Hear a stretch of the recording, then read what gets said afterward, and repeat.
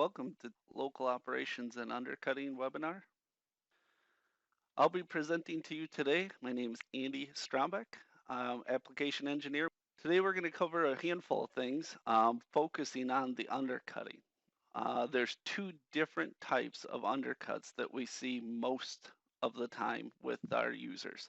So we're going to be going after those and approaches, how to set up the procedure and try to get a path quickly without spending too much time picking things on and off inside the procedure. We're also going to go over templating of a generic base local operation procedure that you can move from application file to file and hopefully reduce your time spent picking things. We're also going to go over the most common problems we see when using local operations and how to fix or deal with those items. When you're in local operations, there's 8 different cut patterns: parallel cuts, cuts along curve, morph between two curves, parallel to multiple curves, project curves, morph between two surfaces, parallel to surface, and flow line. Now, there's a handful of these that are obviously very useful and they have a lot of good applications. What we're going to use today for undercutting is morph between two curves and parallel to multiple curves. But there's a lot of these in here that are pretty easy to use once you see some examples. If you ever need one, feel free to hit us up at support here. Let's go ahead and take a look at a file here and start digging into this.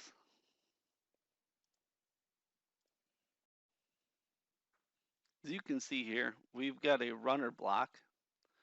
And this is a fairly common type of undercut that we see from our customers. We've got this backdraft down to the top of the pin, and we need to cut that. So the first thing we want to do is set the part up so that it's easier to work with the procedure. Now this surface that has the backdraft with the interruptions and stuff here, it's a little tough to cut and get good motions without messing with it a lot. And we're trying to do this as quick and easily as possible. So the first thing we're going to do is switch over to CAD. And we're going to create a set. We're going to call it Undercut. And I'm going to activate this set. What that does, anything that I generate, that I create, is going to go to that set automatically. So now I'm going to go ahead and use analysis, direction analysis. And I'm just going to check and see if this is a nice round, evenly tapered hole. And it is. I can see that it's 3 degrees. So what we're going to do here with this set active, like I just did, we're going to go to face, sweep. We're going to pick the bottom of that face, tell it to sweep up. By reference, I'm going to just tell it to go to the top here. And then I'll even tell it to go another 10th out, because why not start up a little higher and look cleaner entering. Then I'm going to come over here to the secondary option and sweep and enter a draft angle of 3. You can see that this matches up really nicely. So now I have my part on a set and I have my surface. I'm going to go ahead and color this something else here. So I have my part, nothing's changed on that, and I have a surface that replicates what's on that part for me to cut without sitting here and sorting through the part the entire time. It's just going to speed it up, make it easier for you to machine.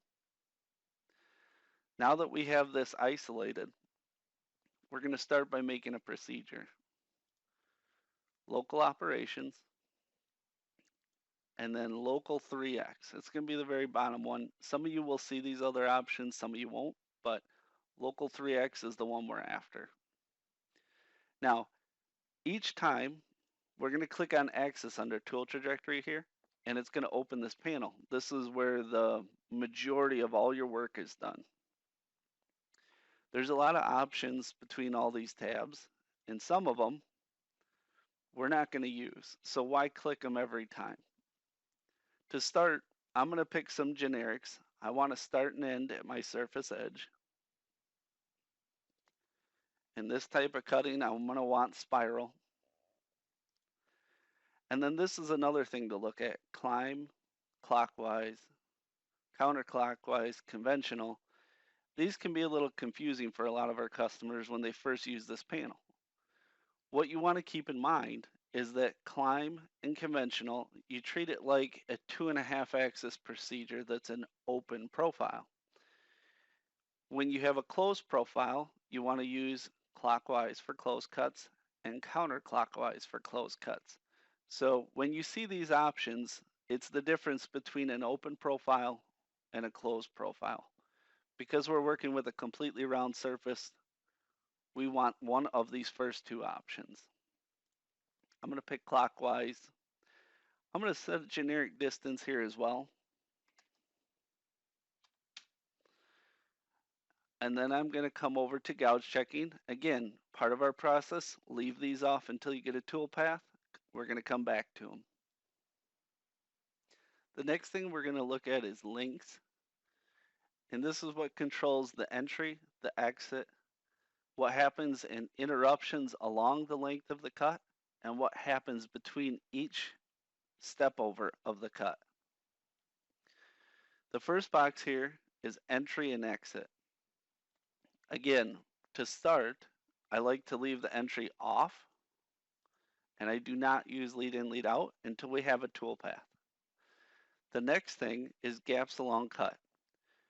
If there is a small gap, meaning a small distance or interruption like you see in the picture here, it will move directly to the next toolpath contact point and continue. If there is a large distance it encounters, it's going to retract, in this case, to the feed distance. The default when you create these procedures is retract to clearance. Links between slice, this is when it goes from one step over to the next step over. So your step over distance, if we're at 10 thou, the next 10 thou step over, it's going to use this behavior on how it moves. The problem is if you're set to retract to clearance here, and you're set to retract to clearance here, when you're looking at the toolpath, you can't tell which is which or what you need to fix or change or adjust. There's no difference between them. So right off the get-go, I like to set this different, and then for me, I like to set it to retract to feed. This way, if it encounters a gap along the cut, I know that this will be the shorter height, and if it's moving from one step to the next, which is not always obvious in some instances, this will retract to clearance. So you can visually look and tell where those motions are coming from. Especially since we have gouge checking turned off, we know it's not the gouge checking and it has to be one of these two. So once we have that, I'm going to hit OK. We're going to save and close. And I don't want to pick that stuff over and over every time we try and do this type of cutting. So the first thing I'm going to do is right click on the procedure, go to template, save template. We want to save this as a procedure. It should be your only option.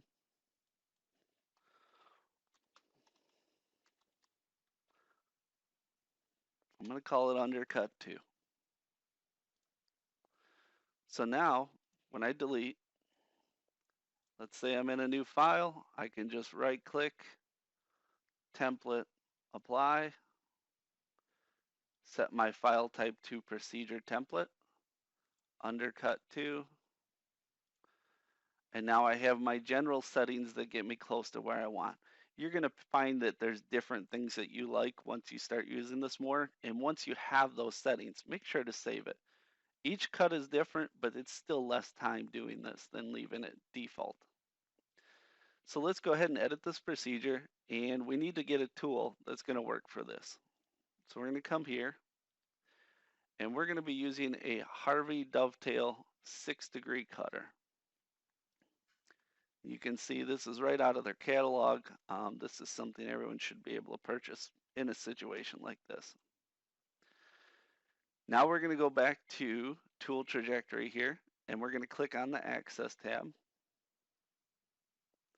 And in this case, the cut pattern we're going to use is parallel to multiple curves. Now we only have one curve in this scenario, but it's going to be the same application with this type of path you're after. So edge curves, we're going to go ahead and pick that, and we want to pick the bottom of the surfaces that we're after. I hit OK, and our drive surface is going to be the surface we created. We're on spiral, clockwise, 10,000 step. I'm not going to change anything here. Now that we've picked those things, I'm going to go ahead and just OK and calculate. Now from here, what we can do, I have my sets working, so we can just undisplay the undercut, turn the part back on, and we can easily see what's going on here. So when we run Navigator,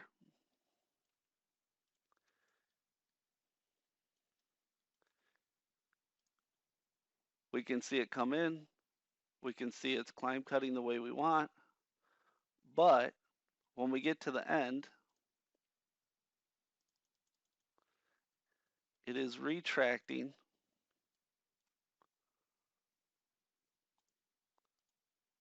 right through the part. And that's because gouge checking's not on and we have no lead in, lead out. Now we're going to turn this on. It's not a problem. But this is a really good habit to get a tool path quickly that I found that helps me. Everybody's different. So what I like to do is once I have that path, I'm going to go in and make my changes, but I'll just copy paste this down, edit the new procedure, go back into Access, and then we're going to go to gouge check. So we're going to turn this box on, and you have a number of options. We can check against arbor, holder, shaft, flute, or none of these, and just the flutes. It's totally optional. This is control that you don't get in Cimatron that we have in the local operations procedures.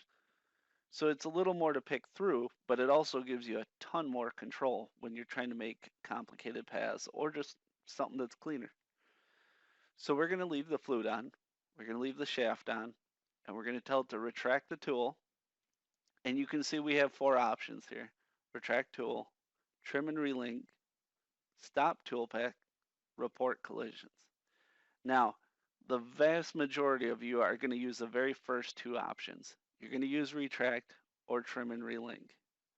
In this case, we're going to use retract. And you can see underneath that, we have more subcategories and a whole lot of them. This can be overwhelming, but you don't need all of these, and most of them you will not use.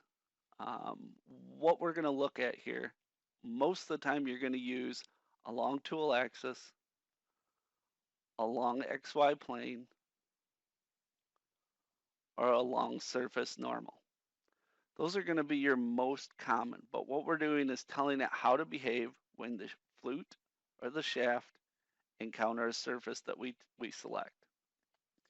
I'm going to pick a long XY plane, and we're only going to check with this behavior against the drive surfaces.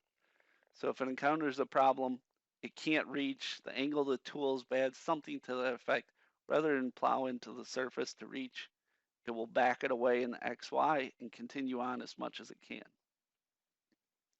Now, this isn't going to be enough. We're going to come down here to the number 2. We're going to turn this on. I'm going to leave flute and shaft, leave arbor and holder off. Except this time, we're going to say trim and relink tool path. It's a really sweet feature. It does a good job, but again, you only want to turn this stuff on once you have a path, because that way you can have a better idea of what's going on. So we're going to say trim collision only. We're going to uncheck the drive surface, and now it gives us an option to check surfaces, to pick them. We can also leave a set distance on those faces it needs to stay away. In this case, we want to cut right down to that floor. I'm going to pick the box here. We're going to pick this floor, and that's it. Now we're going to go to our links page. We didn't have any motions that were jumping up off the surface, so there's nothing to adjust here. We do need an entry and an exit, so we'll come up here and say use lead in, use lead out, default lead in, lead out is what's used when you turn these on, and that is all controlled down here. When you pick this, you have a ton more subcategories. Again, this can be overwhelming.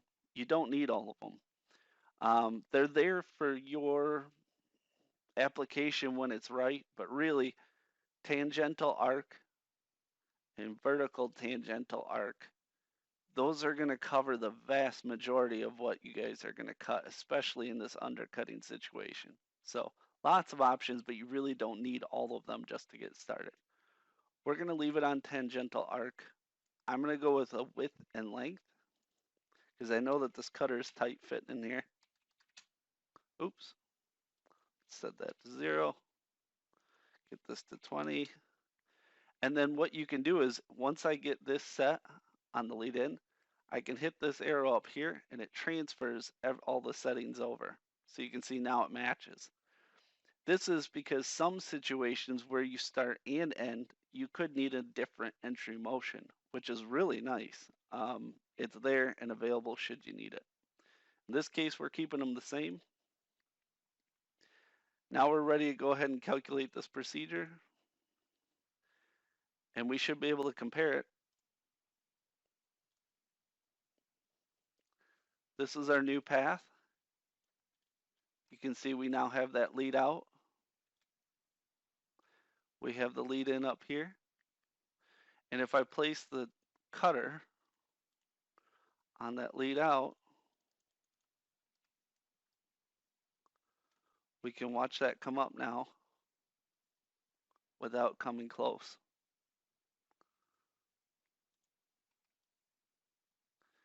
Staying nice and away from that surface.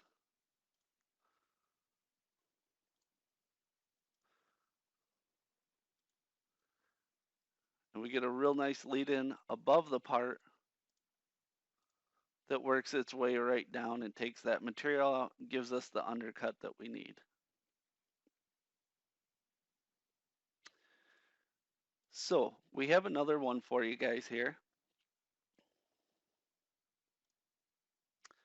A different type of undercut. This is just a top of a core here.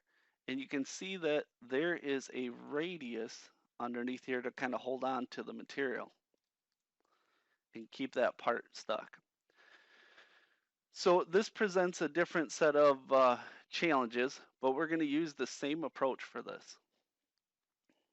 We're going to come over. We're going to apply the template. We're going to switch to procedure.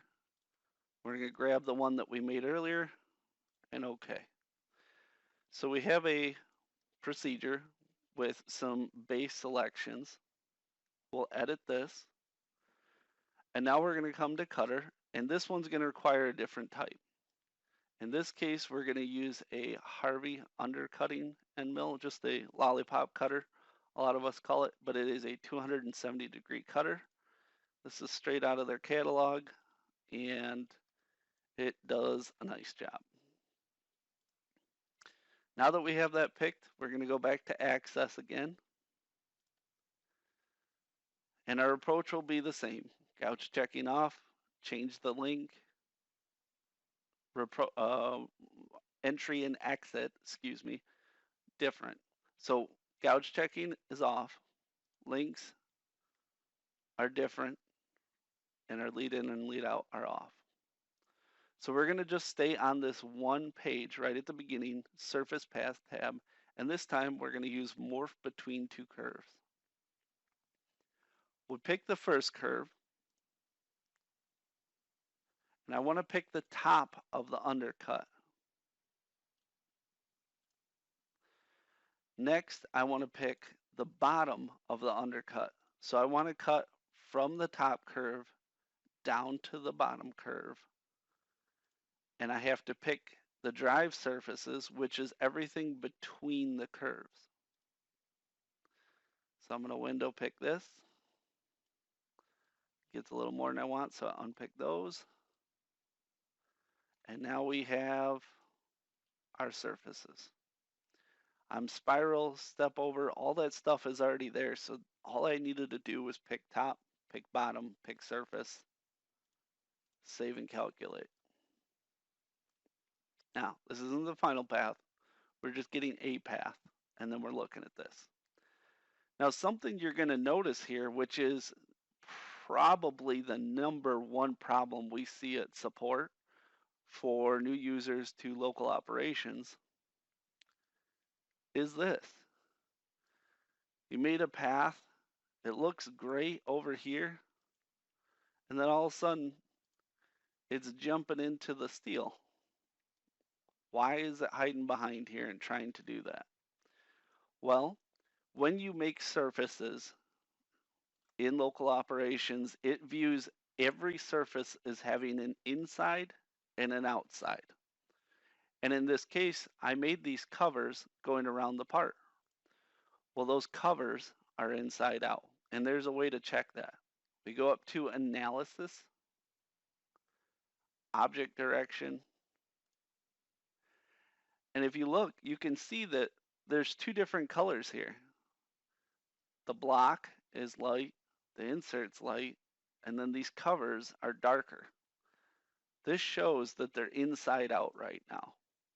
So object direction lets us pick these and flip them around and change how they are.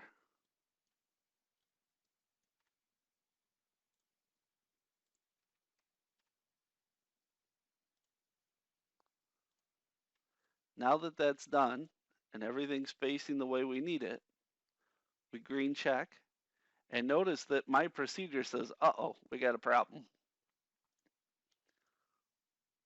Well, what we are going to do is change absolutely nothing and just calculate it again. So all we did was change the direction, the inside or the out of the surface, and recalculate it. Now, the toolpath motions look much, much cleaner. We have no more diving into the part. And if we look at this from the side, you can see the motion here of that ball work right down. We still have problems here. If we look at the lead in and lead out, we don't have one, so it is going through the part, but that's okay because we know it didn't prevent any motions. Now that we have a path on here that looks good, we can start turning on our gouge checking. Also, we need to go over roughing because you would never run this tool right into that groove without stepping into it. I'm going to copy this down and we're going to take a look at this. In your panel here, you have a tab called roughing. We have an option called multipass. You can actually tell it to step in or step down. And this is a nice feature in a lot of applications, but I find with undercutting, especially when we're not taking a lot of material, this is not my preferred approach. I don't get the results that I like. I feel like I can have more control by changing how we do this. So this is a nice feature in the right application. It's not how we're going to do it today. So we're going to go ahead and turn that back off. We also have depth cuts here for roughing down. Not real applicable to what we're doing at the moment. So what I find is the best option is to actually come back to here and we're going to copy this procedure. I'm going to get rid of the original one here. And we're going to start by turning on our gouge checking because we want to be safe here. So I'm going to gouge check, retract tool, XY plane against the drive surfaces. And in this case, I'm also going to have it do the same thing with my check surfaces. the exact same thing, because it's the behavior I want. Why set up two gouge checks for that when they're the same? So I'll continue with just adding in these surfaces outside of the actual drive surfaces, except that, and they're all using the same retract option. Hit OK, save and calculate. And all I'm doing right now is just verifying that these check surfaces do what I need. And once I do, this looks good. But again, we're not going to be able to take all of that in one cut. I forgot to turn on the entry motions. So we'll add that real quick. Access, link, use, default. I'm using all the defaults here. Nothing different. I'm going to hit save and close. And actually what I'm going to do now is I'm going to copy, paste, paste. Now this first one, I'm going to tell it to stay off of the surface right here, 15 thou. Save and calculate. This one, I'm going to tell it to stay off 10 thou. Now, if we were roughing a larger amount of material, we wouldn't want to use this. We'd use the roughing options. But when there's not a huge amount of material on the undercut, or the tool is going to work its way down and remove this material safely, this is a much better option. Leave this at 0. So now we have a tool path that works its way in. Try and pick some colors here you guys can see.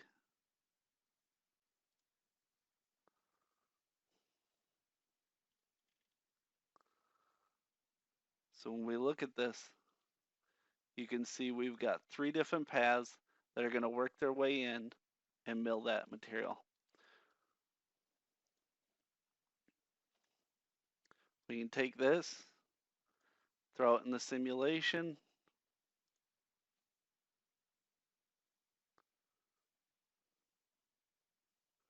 turn on our part,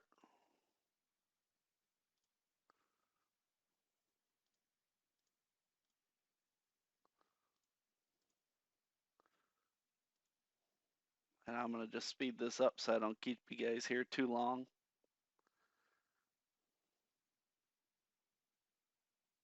There's our next tool, taking its next step in.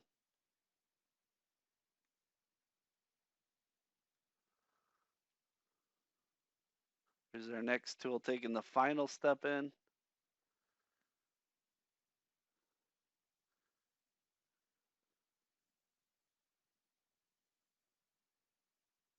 And our errors up here, simulation report, we have no errors. It ran through, no trouble.